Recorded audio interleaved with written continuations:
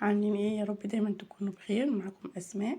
هنعمل النهارده جبنه موتزاريلا في البيت بطريقه سهله جدا. من اسهل الجبن اللي ممكن تعمليها هي الجبنه الموتزاريلا. وهنا بختبرها معاكم، جبت كده نص رغيف وحطيت فيه شويه جبنه. بوريكم المطه بتاعه الجبنه اللي احنا عملناها. و هنعملها دلوقتي. من اول ما نجيب اللبن، اول حاجه لازم تجيبي لبن مضمون، يكون من عند لبان او من عند فلاح. يكون لبن انت ضمناه ان انت جايباه من عند فلاح ومضمون عشان يبقى بخيره. تمام. انا هسيب اللبن زي ما هو، هحطه على النار. بعلي عادي عليه النار، بفضل اقيسه كده بصباعي لحد لما اوصل لدرجه حراره. طبعا لو معاكي ترمومتر ممكن تخليه عند درجه حراره 40. تمام.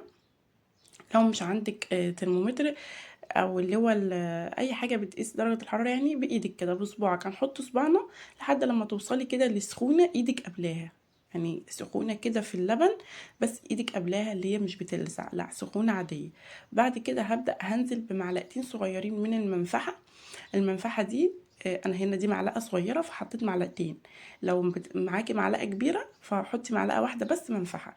انا معايا هنا 4 كيلو من اللبن، دول 4 كيلو من اللبن حطيت عليهم معلقتين صغيرين من المنفعه. بعد ما اللبن دفي معايا، بعد ما بسخن معايا كده، قفلت عليه النار وسيبته بقى لمدة ساعتين. بعد ما عدى ساعتين هوريكم بقى المنفعة خلت الجبنة كده فصلت معايا وطلعت معايا زي ما انتم شايفين كده. طبعا دي لو صفتيها هتبقى جبنة معاكي. الملح برضو بتحطيه حسب رغبتك. في المرحلة دي هنبدأ نحط الملح. طبعا ممكن نحط الملح قبلها، لو هو لسه لبن ممكن نحط الملح قبلها. طيب حابة تحطي، انا هحط في المرحلة دي الملح. والملح هنا طبعا على حسب الرغبة اللي انت عايزاها. لو بتحبي الجبنة حادقة، جبنة مظبوطة، الجبنة عدمة، فانت هنا بتتحكمي في الملح براحتك خالص. جبت بقى مصفى، وبعد ما عدى ساعتين كده على اللبن وفصل معايا، هبدأ ان انا اصفيه في مصفى وشاشة. بتجيبي اي شاشة عندك خفيفة او اي طرحة عندك خفيفة مش بتستعمليها، تبدأ ان انت تحطي فيها الجبنة وهتحطي عليها الملح بقى زي ما انت عايزة، معلقتين صغيرين او معلقة صغيرة من الملح. وهبدأ بقى ان انا هسيبها تتصفى برضو هسيبها لمدة ساعتين تاني. بعد ساعتين طبعا هتبدأ تنزل الشرش. باخد الشرش طبعا ايه، اول ما يتملى معاكي بتخلص منه واحط المصفى تاني عشان ايه، ينزل معايا وتتصفى معايا. هنا بقى بعد ما مر ساعتين كانت الجبنة خلاص زي ما انتوا شايفين كده بقت جاهزة معايا. دي كده تعتبر جبنة بيضة. تمام. احنا بقى هنحولها لجبنة ايه، جبنة موتزاريلا. هناخدها في طاسة على النار، اي طاسة، ونحطها على النار على درجة حرارة عالية جدا. يعني درجة حرارة عالية عادي خالص. وهبدأ ان انا هقلب بالمعلقة زي ما انتوا شايفين، وهتبدأ تنزل المية اللي فيها. كل ما هقلب هتنزل مية وهبدأ هصفي المية دي. تمام. انا حطيت هنا، حسيت دقتها لقيتها عايزة شوية من الملح كمان فحطيت ملح وانا بقلب. طبعا هنا قلنا الملح حسب الرغبة، انا دقتها اللي حسيتها محتاجة شوية ملح فحطيت كمان شوية ملح وانا بقلبها. هقلب بقى وابدا اجيب غطا، بجيب غطا وبغطي بيه الجبنه واصفي منه الشرش واحطها مره تانية.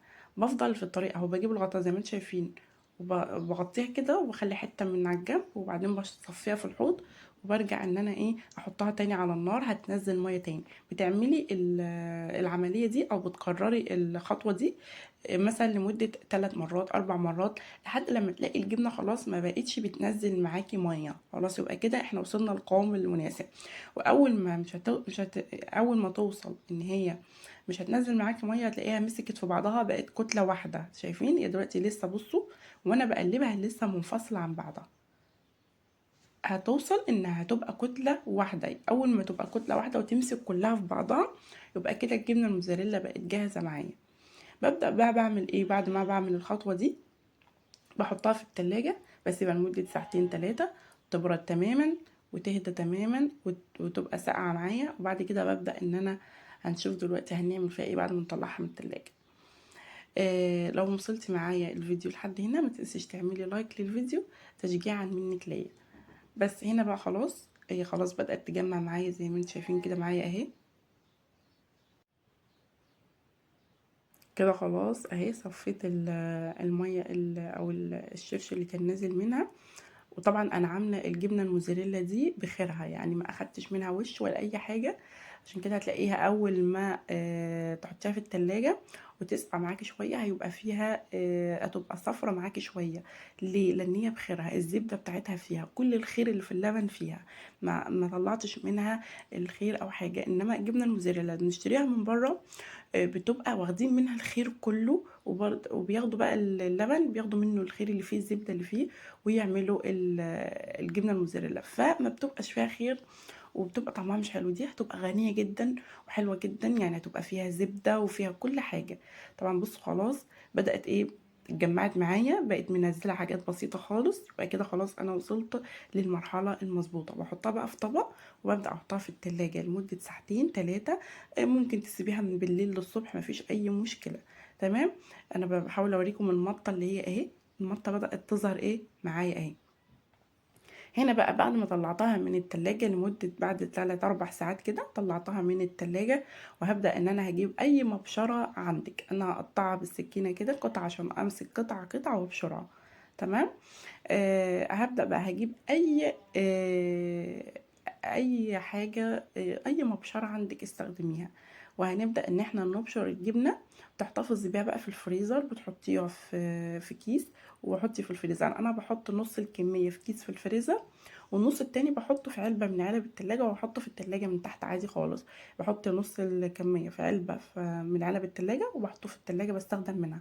اول ما تخلص بطلع بقى الكميه اللي انا كنت شايلاها فين في الفريزر وبستخدمها. بس فهي بتقعد معاكي عادي جدا في اي علبه في التلاجة، ممكن تقعد معاكي اسبوع 2 عادي، بتقعد فتره حلوه قوي. وبس انا بحب احط نص الكميه في الفريزر على اساس لو قعدت معايا ايه فتره طويله. بس ما تنسوش بقى تعملوا اشتراك في القناه لو لسه اول مره تشوفي القناه دي. وهنا هبدا ابشر كل الكميه معاكم اهي، وهحتفظ بيها زي ما قلت لكم شويه في كيس. ويا رب بقى يكون الفيديو عجبكم. هنا بقى هنعمل ايه، هنختبر شوية من الجبنة. جبت نص رغيف عيش بلدي عادي، حطيت فيه شوية من الجبنة وهبدأ احطه في طاسة على النار، اي طاسة عندك كده. ونبدأ بقى نقلب اول ما ياخد معايا لون من تحت ويسخن. طبعا انا هنا مسرعة الفيديو مقطعة الحتة دي، بس انا كنت بسيبه شوية لمدة دقيقتين كده وبعدين بقلبه على الناحية التانية. بسيبه دقيقتين واقلبه على الناحية التانية. تمام. بفضل اقلب لحد لما الجبنه تسيح معايا كده من جوه، وانا قلبتها كده كذا مره لحد لما العيش اخد معايا لون من فوق ومن تحت، والجبنه كانت ساحت معايا.